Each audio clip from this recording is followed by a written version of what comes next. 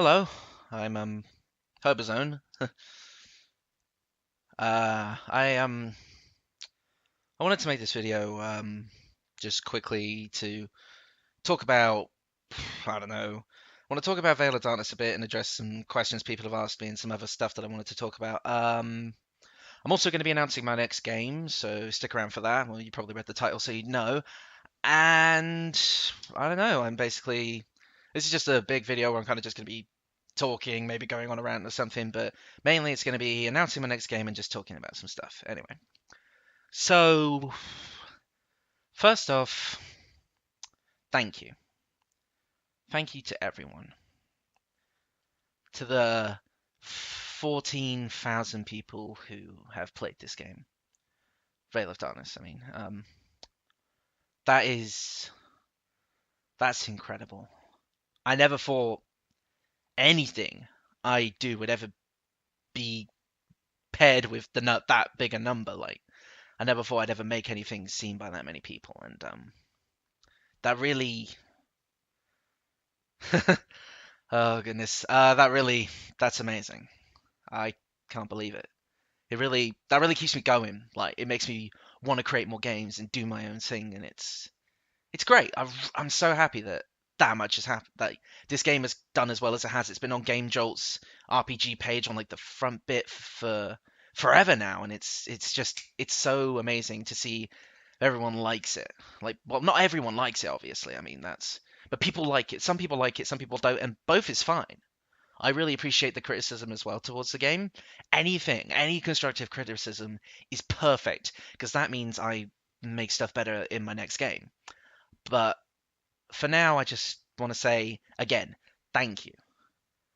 Making that game was a long process, and didn't feel fun at times. Like I got boring or I didn't know what to do. But in the end, it still felt worth it. I mean, it's not perfect. It's a buggy mess. The story's probably not that great. To be honest, I rushed it towards the end immensely. And even though that's still the ending I was going for, and I'll get back to the ending in a minute, but I'm still glad a lot of people liked it. It's not a perfect game. It's not a great game. It's not even a good game, but it's one that I made. And to see people enjoy it, well, that was my goal from the start. You see, I made this game because I love the RWBY show. It's good. It's very good. But I also like Monty Oum. Now, it says in the game page and stuff that and at the beginning of the game this game is dedicated to Monty Oum and stuff like that. But that's true. Because to be honest, I wouldn't even have made that game if it wasn't for him. Not just because he created RWBY, but because him himself, his character, who he was, gave me a sort of it turned on a switch in my head. It said, this guy made something. This guy made something great. You can as well. He was a great character. He was a funny guy. He was there's this video on Hembro Heroes channel. If you know Rooster Teeth, then you probably know Hembro Hero. He does all the compilation videos, how do words good, and he does Ray's Twitch compilations and like on the spot stuff and like the animated things that show the actual thing in the podcast where it happened, blah blah blah. You know who he is, probably. If you've seen Rooster Teeth, you know who Emperor Hero is. Anyway, he has a video on his channel that was posted after I think it was about a week after Monty died, which was a compilation of just Monty, and it showcased what a character he was, who he was, and just seeing that motivated me more than anything to make this game, to make games in general, to do what I love. And I thought, well, Grim Eclipse isn't out yet. I have the full version of RPG Maker now. You see, one of the first things I did with RPG Maker when I had the trial version was I made a fan game. It was a Persona fan game, and it is the most awful thing you would ever experience in your entire life. It is so bad that it's no longer on Game Jolt. Shortly before this video, I actually ended up removing it because I didn't feel like it was up to the standard I want to achieve now. And I'm not ignoring it completely as a part of history. If some people want to play it for some reason, I'll more than happily put it back up. But for now, I just want to have that sort of out the way. I don't want to focus on my past. I want to look towards the future. But I'm going to speak about Vale of Darkness a bit more. So basically, with Monty Oum, it was like he wanted to make something, I wanted to make something, and I'm not saying I wanted to be Monty. I still want to be my own person. But I felt like I really, you see, it's hard to explain, but my last original game was Dear Sister. It was a typical RPG Maker story-based horror game. It wasn't even that scary or anything like that, and that wasn't really the main goal in the end. But while it was well received by the people who did play it, it wasn't. No, it's got like 200 plays. It's not a popular game. Nobody ever played. Nobody really played it, and it was like I was kind of like, oh, well, that's that then. I mean, I only ended up working on the game for less than a month, but I kind of thought, hey, these games normally do well. Like I see like RPG Maker games like To the Moon, Misao, Corpse Party, and there's a whole bunch more. I'm not going to list them all. And I was like, oh, well, that's a shame. And I kind of just didn't make games for a while. I kind of stopped for a while after that because I was like, oh, well, I don't really feel like it now, and I don't have any ideas for one. And so, shortly after that, I had moved house. I had moved somewhere else, and I was sat down in my room, and I'm like, I felt like watching something. I felt like watching maybe a TV show or something, but I wasn't really a big fan of most shows on television. I didn't have a television box or anything at the time, so I was like, oh well, I'll just find something on YouTube to watch. And then my friend mentioned something to me. He said, oh, if you're ever bored, you should go check out these guys called Rooster Teeth. They're really, really cool. They make all these gaming videos. They're really funny. And I was like, yeah, sure. And it's like there's like Achievement Hunter and stuff. And I was like, yeah, these guys are really, really nice. I like their stuff. And that's when I saw this little show called RWBY. And I was like, huh, a little animated show. I'm like, oh, all right, I'll watch the first episode and see what I think. And instantly I was like, this is really good. And I think it's a bit of a blur for me now, but I think I watched volumes 1 and 2 over the course of about one night. I binge watched the whole lot, and it was really, really fun. And I just sat there with like just a smile on my face, like that was fun. I can't wait for volume 3, which hadn't actually even haven't been announced at the time. And so, and I sat there like I was trying to go to sleep, and I was like sat there awake at night, and I was like, I want to make a game. I want to make another game. I haven't seen a RWBY fan game on the internet. I did some searching. I found some small ones, but again, it was nothing anybody had really played. And I was like, I want to make one. I want to make a fan game of RWBY. I want to make my own sort of thing for Monty Oum. I want to make something for RWBY. I want to make something for myself. I want to do something for me and myself. And that's when I got the idea for RWBY Vale of Darkness. The name didn't come till way later. It was just a massive of everything at the moment at that time. And I was literally just coming up with all sorts of concepts in my head because I'd recently also finished Persona 3, straight after playing Persona 4. And I was like, I like RWBY, I like Persona, let's put them together and see what happens. I had also recently finished playing Dragon Ball Xenoverse at the time. And what Dragon Ball Xenoverse did and how it kind of influenced this game was, if you don't know what Dragon Ball Xenoverse is, it's, Dragon Ball. But what you do is you make your own custom created character who is a time traveler and goes to various points of the Dragon Ball story and is actually a part of what happens in the Dragon Ball story. So basically, what this game did was it put your own created character, your own avatar, into a pre-established world with pre-established events and still made it fit. Of course, things were slightly altered to make the custom character fit in, but it was still there and it worked. See where I'm going with this? So Persona influenced with Dragon Ball Xenoverse. They both influenced the way the game played. Obviously, it's your standard action battle RPG, like old Final Fantasy games, with the Persona gameplay outside of combat and Dragon Ball Xenoverse's storytelling, I guess, with the theme being RWBY and a retelling of RWBY, and that's how Vale of Darkness came to be.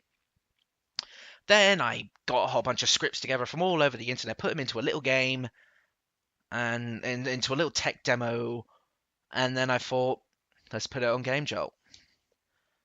I have never seen something so small get so big so quickly. Straight after that, the game the game took off. This small little battle demo seemed to get a lot of people interested.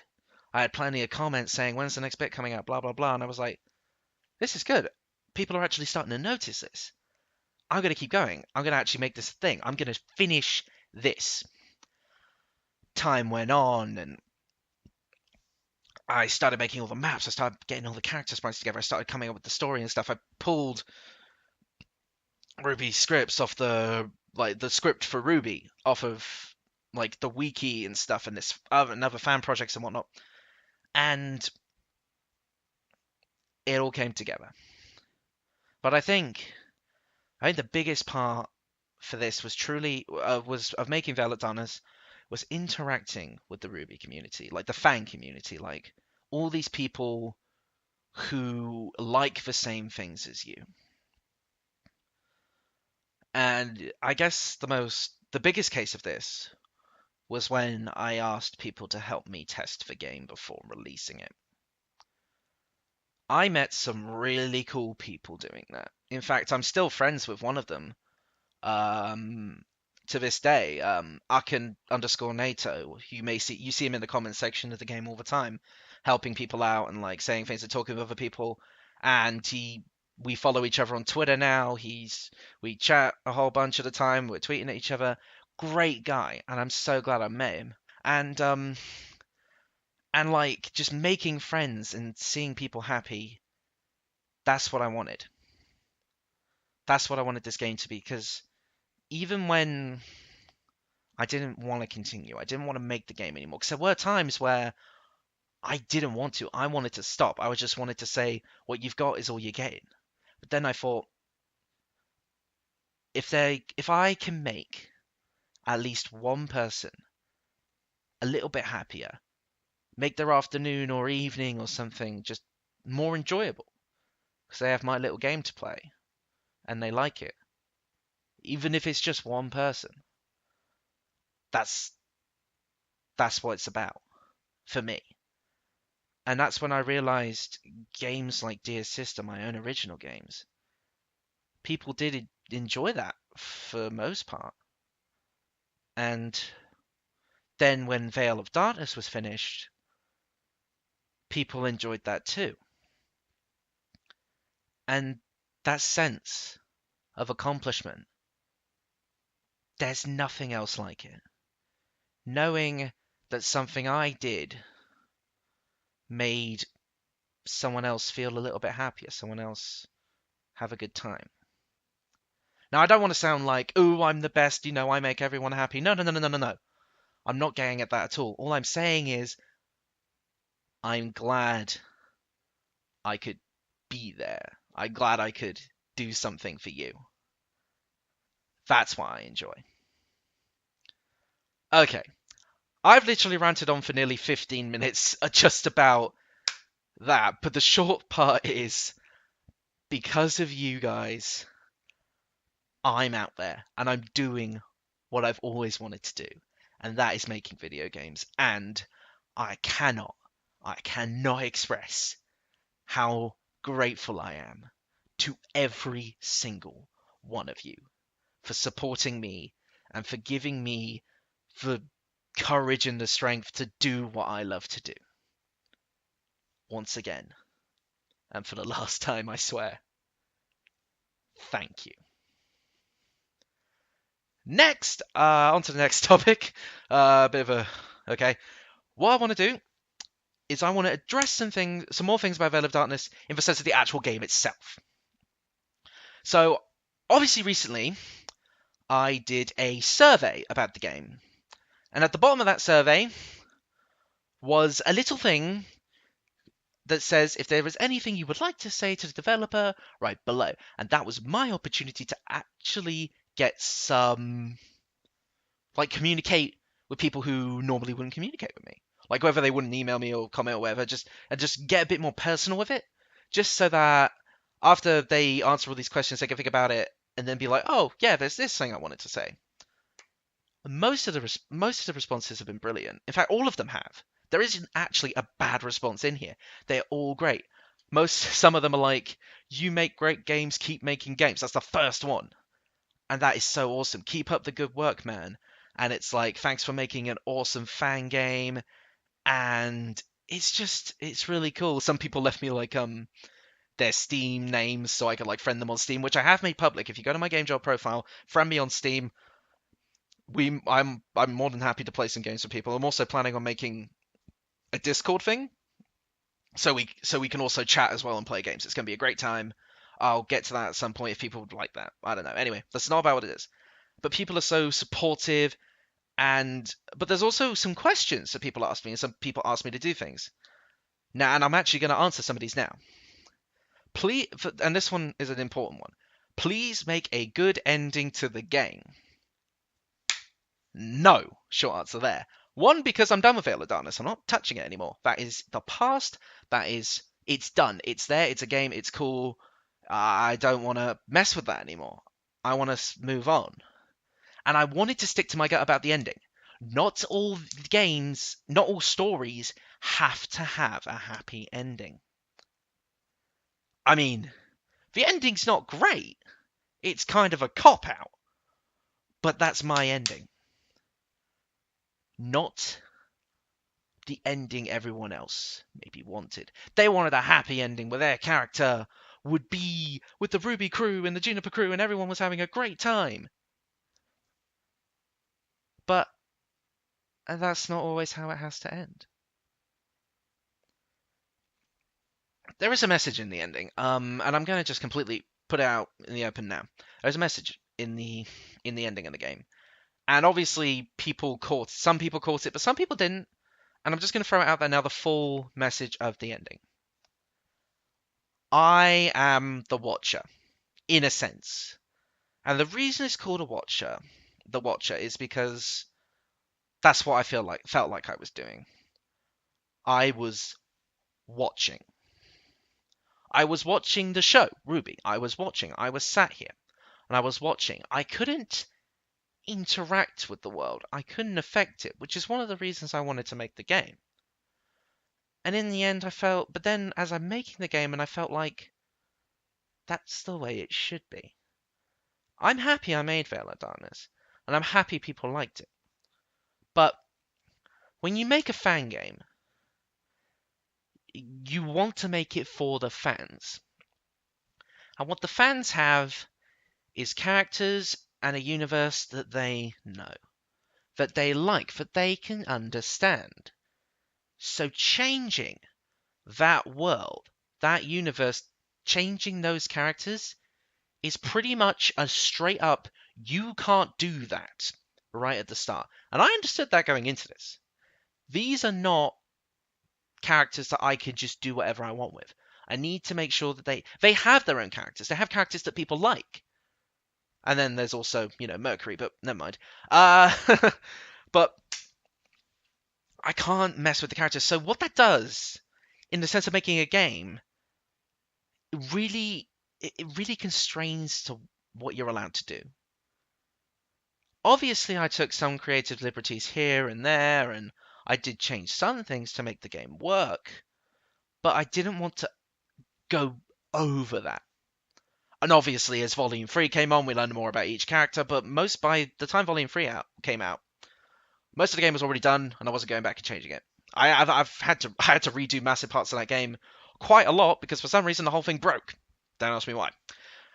And that happened like twice. So basically, what I'm saying is I was so constrained, and I felt like even though I was I was controlling what these characters were doing, I still felt like I was just watching these characters, that I didn't really have free reign or free control over what they were doing. I felt like I was still watching the show, only I was putting myself in it in some sort of weird fanfiction-y way. Not that I'm saying there's anything wrong with fanfiction.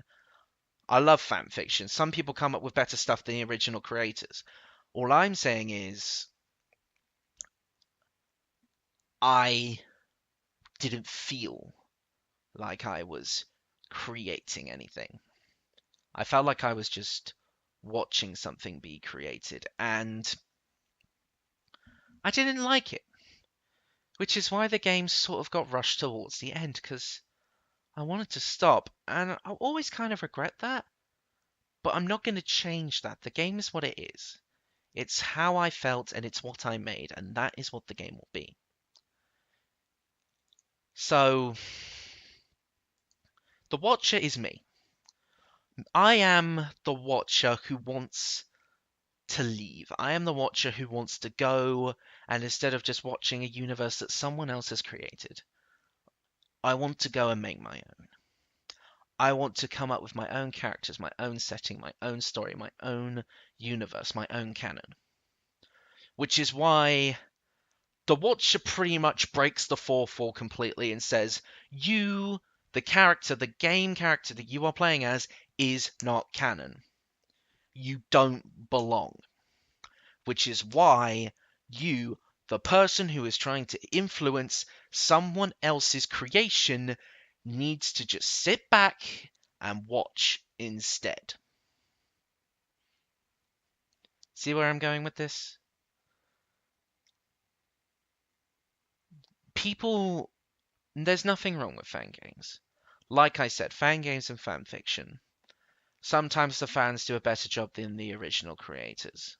And sometimes original creators don't like this.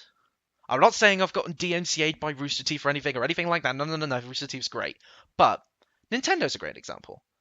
The recent Metroid 2 remake, another Metroid 2 remake, I think it's called, and Pokemon Uranium are great examples, because they're good. They're really good, but they're fan-made. And as soon as you start fans start making games that are better than yours, they're going to stop getting yours. They're going to stop buying the official games. I'm not saying that's true. This is just all speculation on my part. This is just my view as a developer. So that's when they start DMCAing and blah, blah, blah. Obviously, it's also a business thing and a copyright thing, and obviously there's legal issues to do with it. And I understand what Nintendo's doing to an extent, but come on, guys. It's not hurting you, really, is it? And, so basically, I just kind of wanted to say, basically, the message of the game was fan games are not the way to go, at least for me. Everyone has their own things that they like. Everyone has dreams. Everyone has their own imagination. Everyone has their own ideas. And I wanted to get to that. And I think I rushed maybe into that and rushed Vale of Darkness, but I think maybe I didn't convey that message in the end well enough. But that is it. So basically I'm just saying that it's a fan game, but it's still someone else's creation, even though you've adapted it. And so the Watcher takes your changes away from that world and just lets you watch the rest of it unfold. And then Volume 3 and eventually 4 happens. So that's the ending of Vale of Darkness. Hopefully explained. I stuck to my guts about it. Didn't want to change it because that is how I felt about the whole game. Is that while I enjoyed making it and I enjoy that people have played it and have liked it, I still think that I was just watching it happen. And I put months into that game, on and off, and yeah. But in the end, I still felt like I was just watching. Well, that was one question on the survey. Let's go to the next one. You did well. If you can, make more games. This time, try to not as high of a grind to the others. Yeah, okay. Grinding is minor. Don't worry. I'm not gonna get. I'm gonna try and figure out all these gameplay issues that I had previously. I'm going to get rid of grinding, at least heavy grinding completely. That'll be something. Okay. Thanks for making a great game. Thank you for saying that. Uh, um, I paid $25 for RWBY Glimmer Clips, and I regret that. Oh, well, and then this person goes on to say that they enjoyed the game. But that's another thing actually. With Glimmer Clips, this is just me going on a bit of a rant here. Glimmer Clips I did not like, actually. I actually did a Steam review of it. You could go find that, so I'm not going to get too into it here. But basically, I was happy with it in early access because I'm like, oh, this is just like a combat thing. This is what it's going to be. And hopefully they'll expand on that, give it a good story, and give you more to do. No. It was just repetitive combat with kind of cheesy one-liners and a not very interesting story. Some kind of empty locations too. Sure, they're all pretty and they look like they're directly out of the show, which they should. They did the art style correctly, but they didn't really expand on it enough. Yeah, they added heady attacks and team attacks, and they're adding in horde mode or whatever it is, but I don't care about all that. Just it's still horde mode is still repetitive combat. That's literally what a horde mode is. So I don't know. I'm not a fan of Grim Eclipse. I'm not saying my game's better because it sure as hell isn't. I'm just saying I'm not a fan of it. Anyway, that's my thing on Grim Eclipse. Even though I wrote that I hate the ending, it's not that deep, and over time I have come to appreciate, and maybe someday I will see what you wanted to say with it. Well, I just explained that. I just explained the ending, so I hope you watched the video that you're currently watching. God, where am I going with this? Anyway, good job, keep it up. Thank you. Will you make RPG-style game but free to play with mini-transactions? Mini-transactions? I'm guessing that means microtransactions, and I want to understand why you think I'm the devil. I will never, ever make a game with microtransactions. Ever.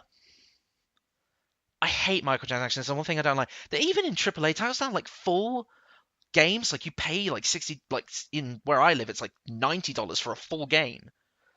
And then you still have microtransactions in it? Are you mental? No! I will never have a game with microtransactions. That shall never happen. Next question. I am not Satan. Next time, don't make the ending so sad. No, I will never make an... if I have a sad ending in a game, I will make sure there is a good ending to go along with it, at least. Thank you for making 2 wonderful games of Dear Sister and Ve- Oh! So this person also played Dear Sister. Well, thank you for playing Dear Sister, and I'm glad you enjoyed this game as well. Perhaps Team Civi should be made playable at some point. No! I am not updating this game anymore, and there really is no room for Team Civi in it anyway. There's like one side quest, I think, with Civi where you help out. Oh god, people are going to hate me that I've forgotten the bunny girl's name. Don't hate me! We're just not going to continue that conversation. Please make Vale of Darkness 2. No, I'm not. However, lots of other people are. Well, not lots, but there's a couple of people I've seen who are in fact making sequels to this game, or spiritual successors to Vale of Darkness, like a Vale of Darkness 2 sort of thing that maybe does Volume 3, or blah blah blah. And I am all for it. Please. I'm not saying like remake Vale of Darkness, like make a RWBY game, even if it's a sequel to mine, but do your own thing. Don't be afraid, like I was, to like change things. Go crazy, go wild, enjoy yourself, do it, enjoy yourself, make the game you want. Like make RWBY something that you can enjoy and other people can enjoy as well. Do it. If you want to make something, do it. Just I'm not trying to sound like Shia LaBeouf here, but just do it, okay? If you have something that you want to do, don't let anyone stand in your way. In fact, you know what? If you guys have a game that you're not too sure about, or that you want a second opinion on, send it to me. My email's on my profile. Send me a link to it. and I will play it for you, and I will tell you what I think if you want. I'm not saying I'm the authority on gaming, but just know that I am willing. I am more than willing to take on playing some of your game, or all of it, depending. Because that's what some of you guys did for me, so I'm just returning the favor. Uh, let's see.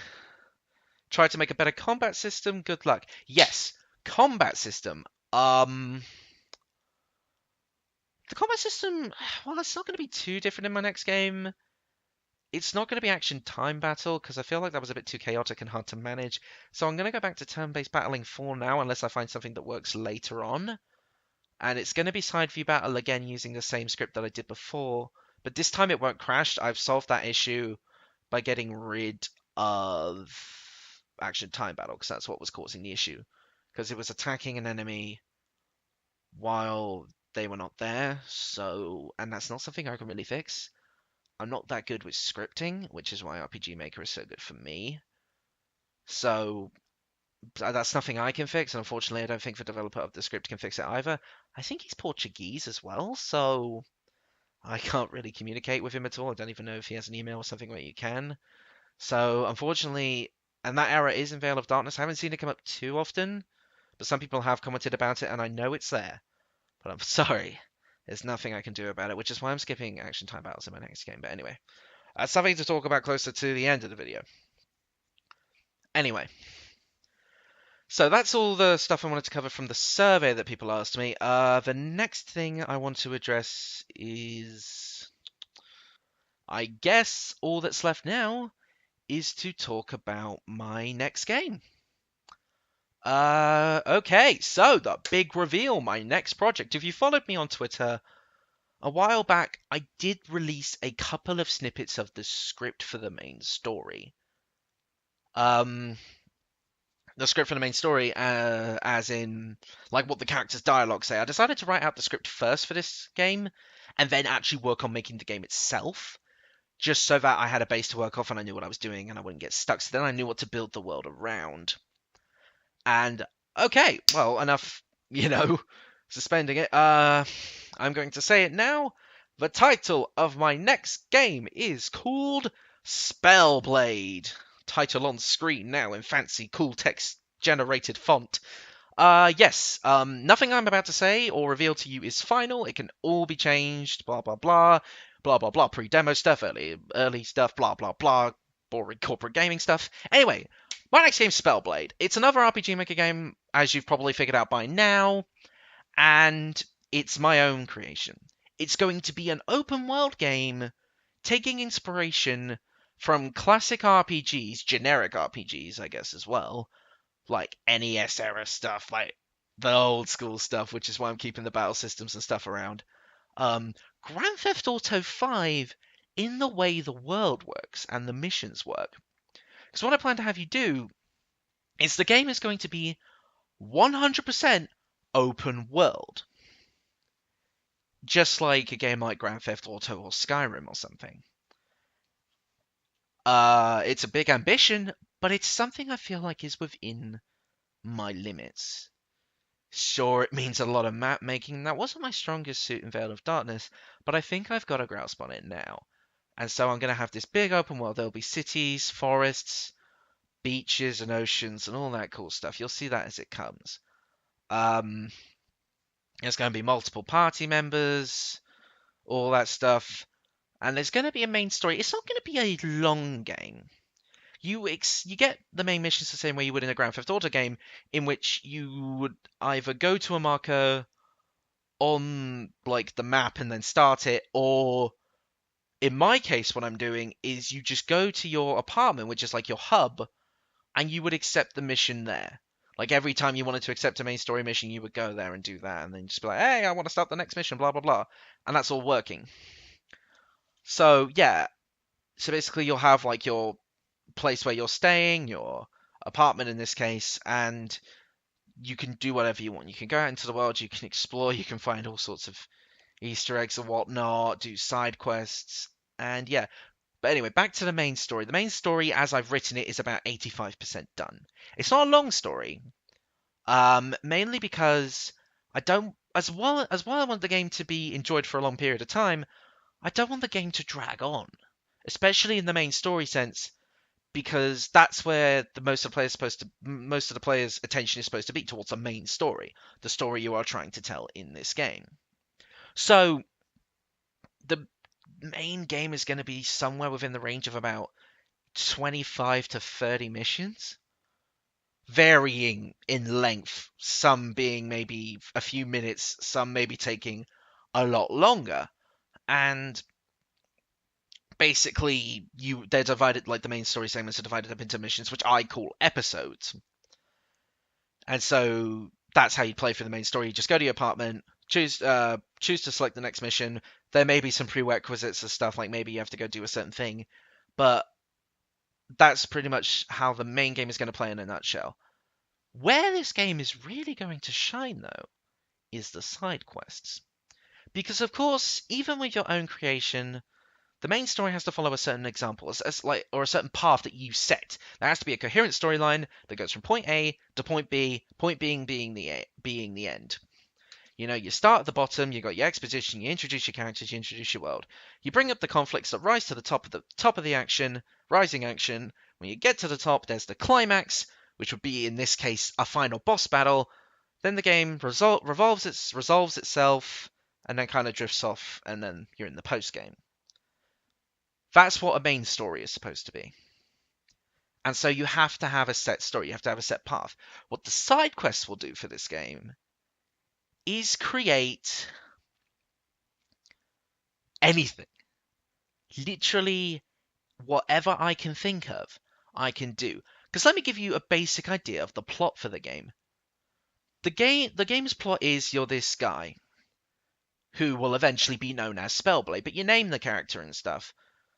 So you are this character in a sense, but it's like my character that I've created for the story, but it's like you are the one controlling that character, and you will have influences over the story in the form of decisions you can make. So there is sort of a Mass Effect thing going on, but it's not as big as Mass Effect. Anyway, not the point I'm trying to make. The point I'm trying to make is that you are this guy, you're a typical gamer guy. So typically the audience for most video games is the main character.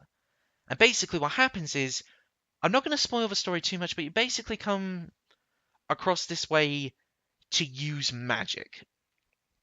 And you use magic to fight off monsters which have appeared around the same time as magic has. And so basically, the government basically says, okay, well, we're screwed, we don't know anything about this. But hey, there's this guy who apparently does, let's get him on board. And so you end up working with, like, the government and such to stop the monsters, protect everyone. So basically, it's like, to sum it up, what if an RPG was set in 2016, 2017? Our world. If something suddenly happened to turn the real world into a fantasy world, but blending the two in sort of a weird way. And that is really fun. You get to stay within the limits of reality, but then break them. Which is why these side quests can be anything. These side quests can be anything, because it can all be summed up by one word: magic. And because they're my own characters, I get to decide what they can and can't do, what their personalities are like, what they would and wouldn't do in a situation. So then, where do the possibilities end? I can do a lot, a hell of a lot. So that's where I think the game is really going to shine, is in its side quests, when it's just character interactions, when it's just interesting side stories. Like, think about it. Like, I mentioned Skyrim before, how it's one of the inspirations for this game, in the sense that how many times people who have played Skyrim will know this. How many times have you stuck through the main story for the most part? Huh? Finished it before going off and doing side quests? You haven't. You haven't if it's your second playthrough or longer. Because you want to go and see everything else in the world. The side quests are so interesting because they're not directly tied to the theme of dragons. So, anything can happen. especially in a world like the Elder Scrolls world. Tamriel. So that's what I want to do. I want to make side quests that can do anything, and be awesome, be creative, be fun. So there's going to be a lot of them. I'm planning for a lot of side quests, not stuff you have to do, but stuff you can do, and I'm hoping they'll be good. And that's where I think Spellblade is going to shine the most. Obviously, Spellblade is going to be a long way away. I'm hoping to have it done sometime in 2017. Hopefully by 2018, because I want to take my time with this game and I want to make it good. And now, there is one important thing I have to address here, and that is whether or not it will be free to play. The short answer for this is no. And I hate saying this because I love making games for the fun of it, but if I'm going to pour a lot of time and a lot of effort into something that right now is my hobby, but I want to do something with it in the future, I can't spend all my time on something that's not going to go anywhere. I'm not planning to make it like $20 or whatever. It won't cost any more than $3, ranging between $1 and $3 depending on how much I think it should be. I won't go beyond $3. But I just don't see myself being able to make this game completely free. I will make a demo, which is free, to see if people even want to play the game. That's fair. But I cannot make the full game free. I'm hoping to get it on Steam, and it will definitely be on Game Jolt. And that's about all I'm going to say on that topic. If you don't like it, if you don't want to pay for my games, that's fine. And I'm fine with that as well. So don't worry about it, okay? But I can't just spend a year, maybe more, on a game and then have nothing really come out of it. And I know I was on a whole massive rant earlier about how I love making games for the fun of it and I just want to make people happy. But I also kind of have to look out for myself and my future as well. And I can't just spend all my time on this game and then just have nothing come out of it. And actually, if I sold 500 copies of the game, that helps me out immensely. That makes my life so much easier. So I'm sorry, but it might cost maybe $1.99 or something American. So, but yeah, that's about that. What else did I want to cover? So yeah, the game will be out sometime in 2017. It's going to take a while just because I myself, and this is another sort of me rant, but I'm not perfect. I can make sprites. I'm working on that a bit. Like, I made the main character sprite really, really easily. Like, I took parts from the character generator typically already in RPG Maker, and I kind of meshed them all together and made the custom character, who was a simple guy. In fact, if you want to see what the custom character, it actually, not the custom character, the player character Spellblade looks like, you can find him by looking at my profile picture. Well, the newer one I made anyway, the one with the blue eyes, that's him. Because that guy, the person I've been using as my avatar is not me. That's always been Spellblade. That's always been him. Because Spellblade is actually a character that I make in games that have character customization, like Dragon Ball Xenoverse, Skyrim, and all of those. Spellblade is a character that I've had for a long time, and I only thought, let's put him in his own game.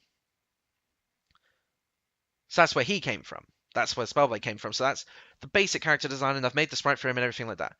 But as I've said before, I'm not good at scripting.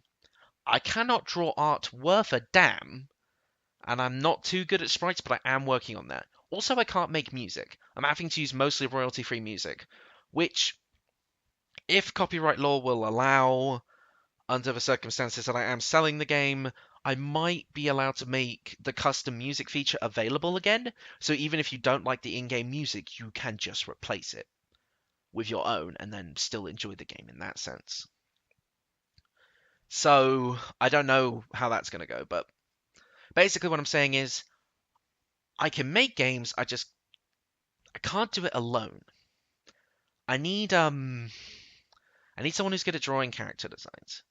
I need someone who's good I don't need someone who's good at scripting, because most of the scripts that are put online by good scripters and the RPG Maker community, Vlu, Gaia, Mog Hunter, all those guys, they are brilliant, and they let you use their scripts in commercial games as long as you credit them, and I will credit the hell out of them. And obviously, royalty-free music, Kevin MacLeod, Ben Sounds, Premium Beats, they're all brilliant, brilliant people for letting small community creators like us make games with their music and get started and not have to worry about that, and that's brilliant. So basically, my biggest issue right now is character art. I would need to draw characters with facial expressions as well for different character sheets, and obviously for promotional art for the game as well, like what I would put up on like the game page as the thumbnail or something, and the header. So I'm just saying, if anyone knows or is even semi good at art for characters and stuff like anime-ish characters, I'd be willing to I'd be willing to ask for help. But or at least I'd like to learn. I'd like to learn how to draw characters like this. But anyway, that's just me saying, okay, well, I'm working on it, but it just might be delayed a bit or maybe a bit slow just because I have some obstacles I have to overcome first.